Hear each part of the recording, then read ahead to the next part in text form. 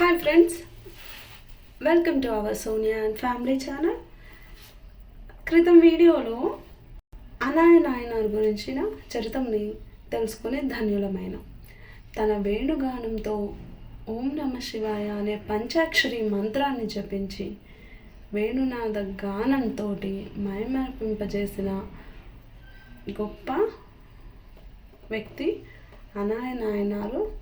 తదనంతరం ఈశ్వరుడిలో ఐక్యమైపోయి మోక్షాన్ని పొందాడు.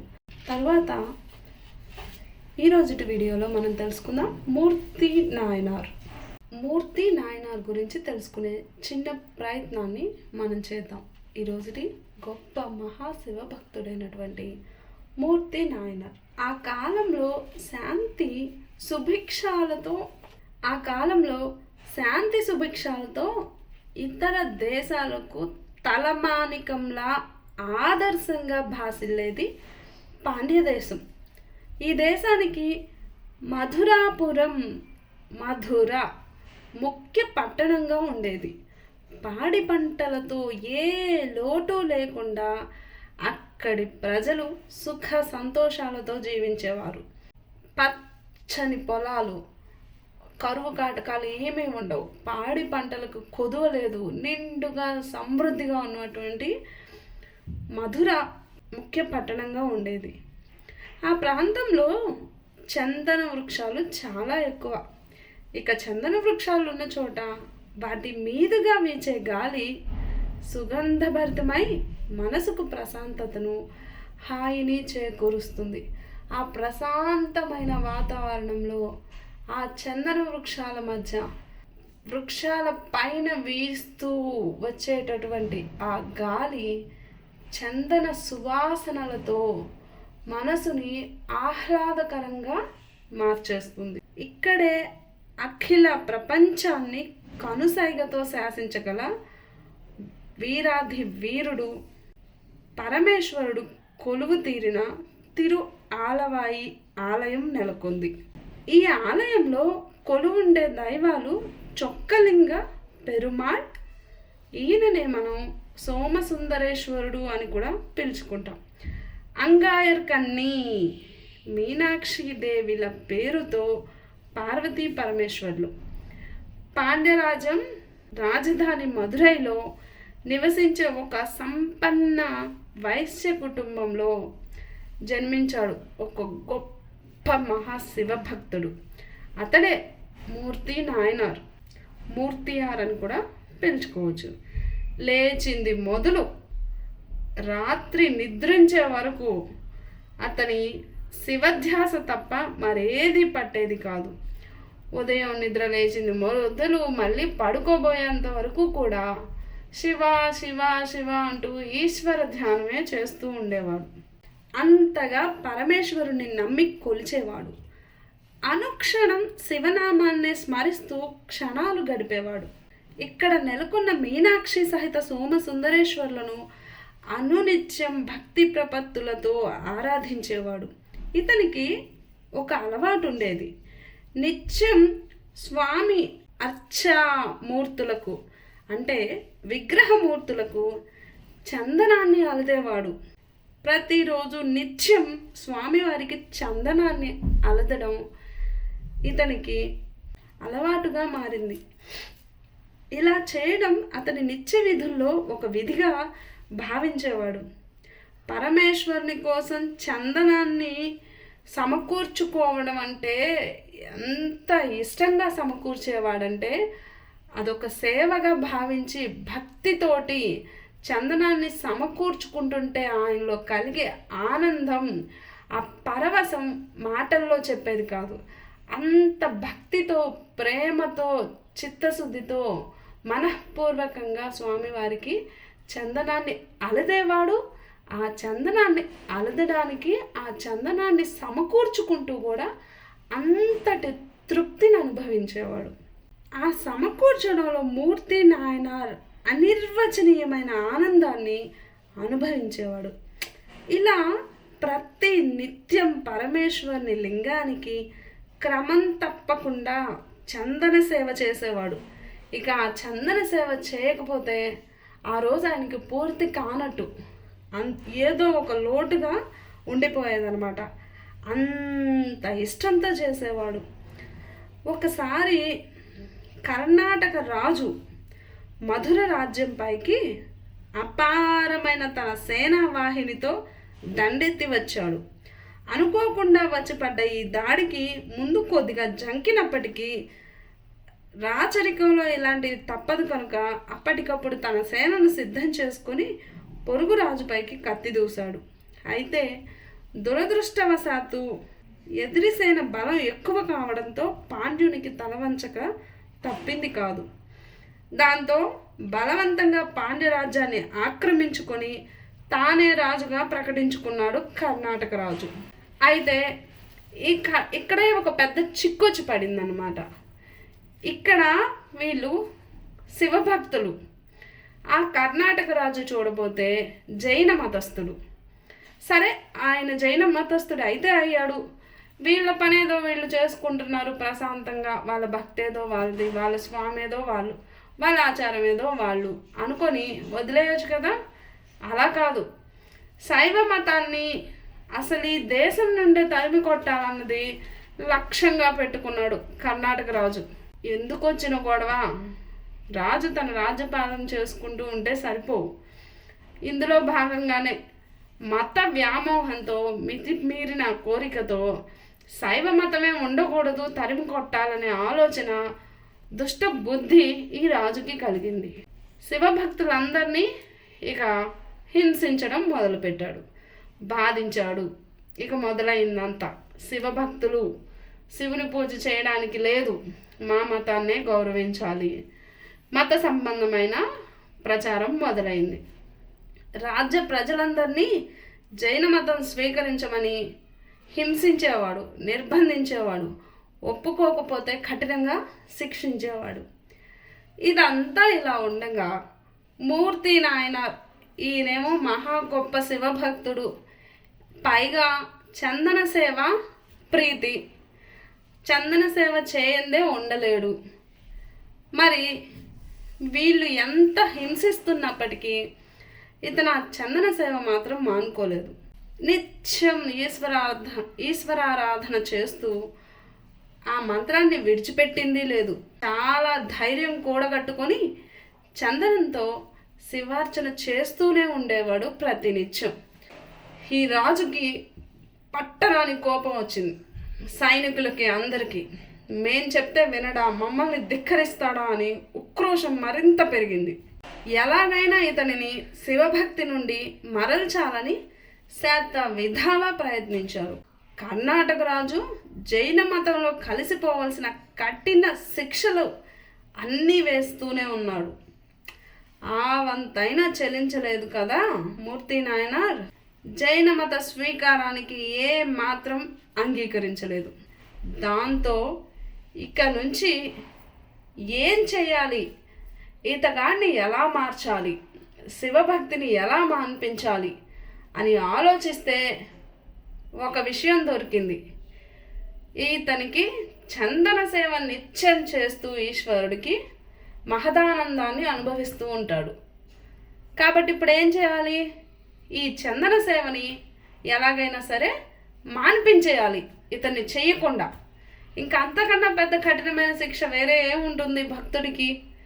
భక్తుడు ఏ విషయంలో అయితే మైమర్చిపోతూ ఉంటాడో ఈశ్వర ధ్యానంలో, దానికి ఇప్పుడు ఆటంకం కలిగించే ప్రయత్నాన్ని చేస్తున్నాడు ఈ కర్ణాటక రాజు. ఇక నగర వీధుల్లో ఎవ్వరూ కూడా అమ్మకందారులు చందనాన్ని అమ్మడానికి వీల్లేదు ఈ నాయనార్కి అంటూ శాసనాన్ని జారీ చేశారు. ఇక రాజు ఆజ్ఞను ధిక్కరిస్తే ఖచ్చితంగా వాళ్ళకి శిక్షలు తప్పకుండా పడతాయి. అందరూ భయాందోళనకి గురయ్యారు. ఎవరి దగ్గరికి వెళ్ళినా ఈ మూర్తి నాయనార్కు చందనం అమ్మడం మానేశారు. దాంతో శివుని సేవకు ఆటంకం ఏర్పడే పరిస్థితి వచ్చింది. ఏం చేయాలో అర్థం కావట్లేదు. ఎంత దుఃఖిస్తున్నాడు, చింతిస్తున్నాడంటే చందనం కోసం విశ్వ ప్రయత్నాలు చేశారు, కానీ ఎక్కడా చందనం అతనికి ఒక్కరంటే ఒక్కరు కూడా అమ్మే ధైర్యాన్ని చేయలేకపోయారు. సరే, దుఃఖిస్తూ ఈశ్వరాలయంలోకి వచ్చి, పరమేశ్వర, దయాసాగర, ప్రస్తుతం ఈ రాజ్యం ఒక దుండగుడైనటువంటి ఒక రాజు కబంధ హస్తాలలో చిక్కి నలిగిపోతుంది. ఇక్కడ నీ భక్తులకు స్వేచ్ఛగా నీ సేవ చేసుకోలేకపోతున్నారు. అంతేకాదు, వారు అసలు సాధారణ జీవితం కూడా సాగించలేకపోతున్నారు. తిరిగి మాకు నీపై భక్తి ప్రపత్తులు కలిగిన రాజును ఎప్పుడు అనుగ్రహిస్తావయ్యా పరమేశ్వర అంటూ బాధతో దీనంగా ఆ పరమేశ్వరుడికి చెప్పుకుంటున్నాడు. లోపల బాధనంతటిని ఒక్కసారిగా ఆ పరమేశ్వరుడి ముందు విన్నవించుకున్నాడు. ఒకరోజు నాయనారు చందనం కోసం మళ్ళీ పట్టణంలోని అన్ని చోట్ల తీవ్రంగా ప్రయత్నించాడు. ఎలాగైనా సరే ఈరోజు నేను చందన సేవ చేసి తీరాల్సిందే అనుకొని. కానీ ఎవ్వరూ అతనికి చందనాన్ని అమ్మలేదు. ఒక్కరంటే ఒక్కరు కూడా చందనాన్ని అమ్మే ధైర్యం చేయలేకపోయారు. మళ్ళీ దాంతో ఏం చేయాలో అర్థం కాని ఈ నాయనారు విచారంతో బాధపడుతూ ఆలయానికి మళ్ళీ వచ్చాడు. అందులోనే పరమేశ్వరుని దర్శించగానే అతనికి మనసులో ఎందుకో ఒక ఆలోచన కలిగింది. ఎవ్వరికీ కలగనటువంటి ఒక విచిత్రమైన ఆలోచన ఆయన మనసులో ఏర్పడిపోయింది. చందన సేవ చేసి చేసి చేసి అందులో రమించిపోయి ఉన్నాడు కదా.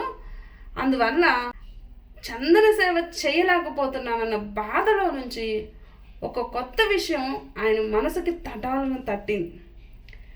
అయితే చందనం తీసేందుకు తన మోచేతిని ఉపయోగించి సానపై అరగదీస్తూ ఉన్నాడు. చందన చెక్కని అరగదీస్తున్నట్టు అతను మోచేయే చందన చెక్క అనుకొని సాన పట్టే ఆ బండరాయి మీద అరగదీస్తూ ఉన్నాడు. అంతే, చెయ్యి కదూ వెంటనే గట్టిగా అరగదీయడం వల్ల కొంతసేపటికి మోచేతి తోలు ఊడి వచ్చింది. అయినా ఏ మాత్రం నొప్పి అని భావించకుండా ఆ పరమేశ్వరుని తలుచుకుంటూ లీనమైపోయి, ఆయనకు అది చేయలేదు, చందనం చక్కని అరగదీస్తున్నట్టే ఉంది.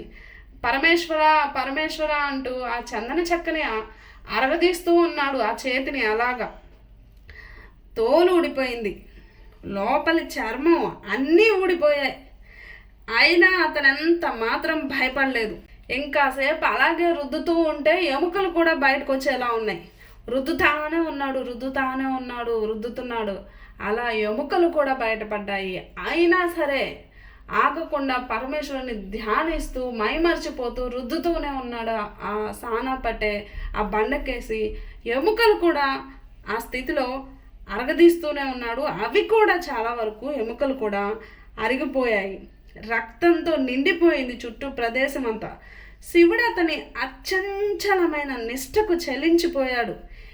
ఏంట్రా ఈ భక్తుడు ఈ విధంగా తన మోచేతినే చందనం చెక్క అనుకొని మర్చిపోయి అరగదీస్తూనే ఉన్నాడు. తను ఎంత శ్రేష్టమైన భక్తుడు, గొప్ప భక్తుడు, ఎంత స్వార్థబుద్ధి లేని నిస్వార్థ భక్తి అతంది అని ఈశ్వరుడు పరమ సంతోషంతో దయాళుడై అశరీరవాణి రూపంలో వినిపించాడు. భక్త, నీ నిరతిశయ భక్తికి సంతోషించాను. ఈ సాహసోపేతమైన నిర్ణయాన్ని ఇక ఆపు. నీ కష్టాలన్నీ త్వరలోనే తీరిపోతాయి. ఇక నువ్వేమాత్రం దిగులు చెందవలసిన పని లేదు. ఈ దేశానికి నువ్వే త్వరలో రాజు అవుతావు అని అశరీరవాణి రూపంలో వినిపించాను. అప్పుడు నీవు న్యాయబద్ధంగా అత్యంత నైపుణ్యంతో చిరకాలం రాజ్యపాలన సాగిస్తావు, అంచెంలో నా సాన్నిధ్యానికి చేరుకుంటావు అన్న వాక్కులు వినిపించాయి. అశరీరవాణి మాటలు విన్న నాయనారు ఆశ్చర్యపోయాడు. ఒక్క క్షణంలో చేతులకైన గాయాలన్నీ మాయమోయి యథాస్థితికి చేరుకున్నాడు. నిజానికి ఆ భక్తుడు ఎప్పుడూ కూడా రాజ్యం చేయాలి, రాజ్యపాలన చేయాలని ఆకాంక్షించలేదు.